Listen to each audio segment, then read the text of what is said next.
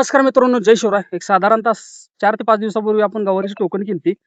आपल्याला जे शेवग्याचा प्लॉट आपण शेवगाची लावणार आहे. अजून शेवगाचे टोकन केली नाही. साधारणतः 15 तारखेच्या आसपास शेवगा आपण टोकणार आहे.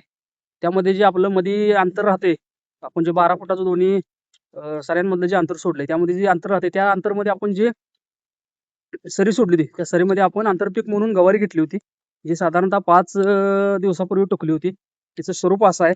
अशा स्वरूपात आता तिचं उगवण झाले पाहू शकताय.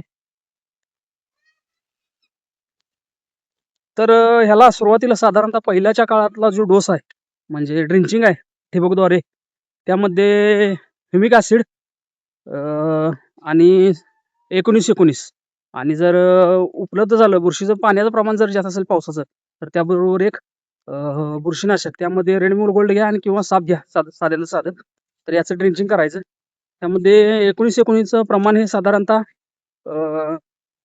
लिटरला 2 ते 3 ग्रॅमच्या आसपास, आणि ह्युमिक ॲसिडचं प्रमाण साधारणतः लिटरला 2 ग्रॅमच्या आसपास, अशा पद्धतीनं.